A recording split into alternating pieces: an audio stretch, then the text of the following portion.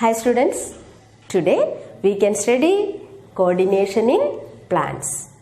We already completed coordination in animals.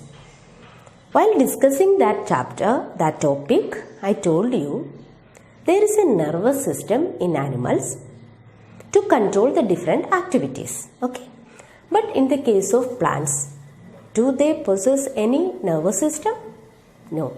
But still, they are responding to various environmental stimuli. How is it possible? Just observe the plants.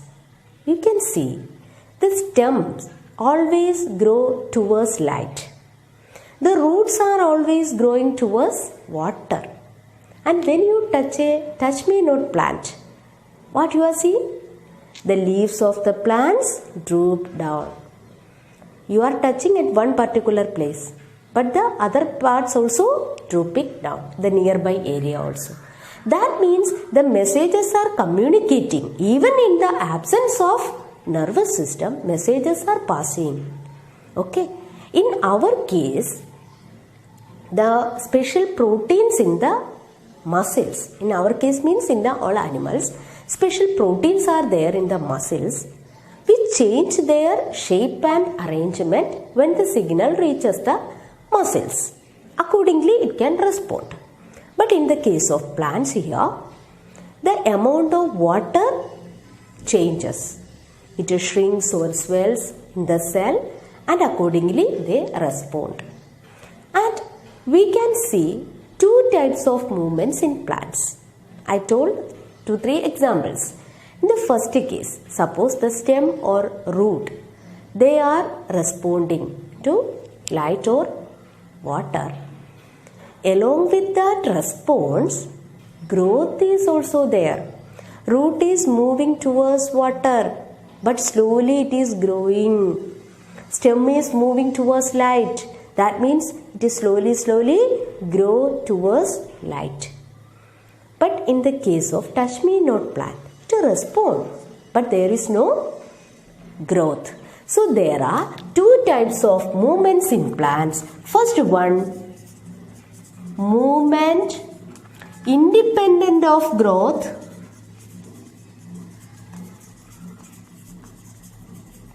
and second one is movement dependent on growth.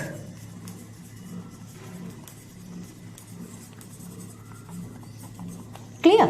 These are the two types of movement. Then we can study the movement dependent on growth.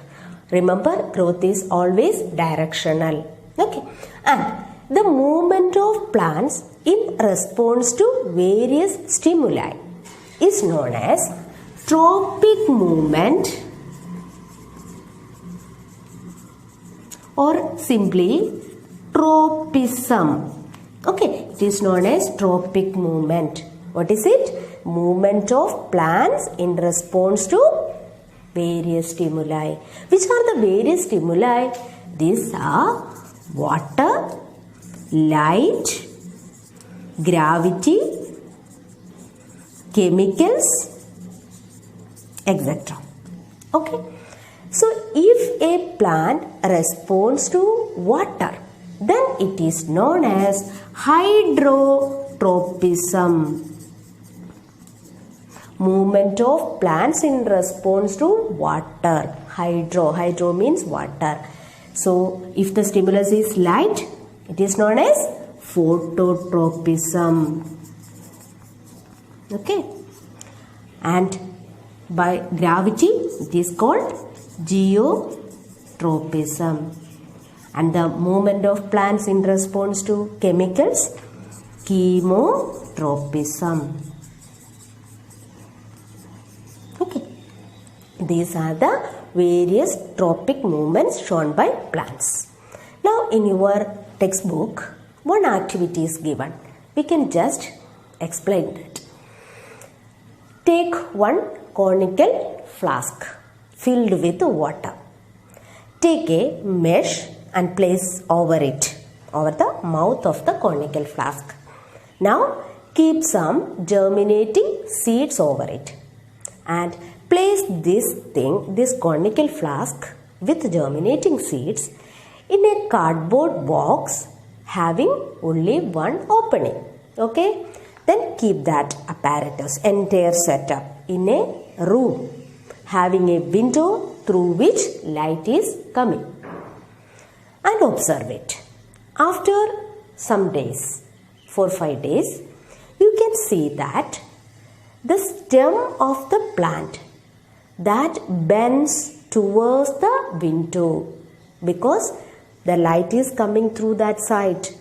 Okay, that means the stems always show positive phototropism.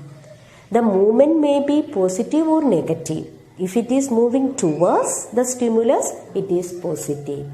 If it is moving away, it is known as negative. Here the stems are positive phototropic because it is moving towards light. Now, one more experiment is given there.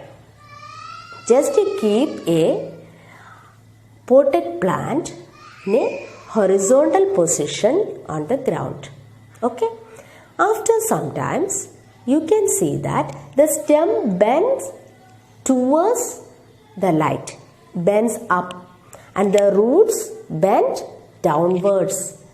That it shows positive geotropism. Okay, and the stem is positive phototropic because it is moving towards light. In this way, the plants are showing different responses. And one example of chemotropism, that is pollen tube growth or pollen tube germination. Pollen tube growth. Pollen grain germination. Okay, here the details you will study in the next chapter. Here suppose this is the stigma, this is the style, and this is the ovary of a flower. You know, these are the female reproductive part. It is inside. Okay. Suppose the pollen grain falls here. It develops a tube. That tube is known as the pollen tube. That grows towards the ovary. And this pollen tube germination is an example of chemotropism. Once this question asked in the board exam. Okay, it is important example of chemotropism. So that is all about the different types of movement.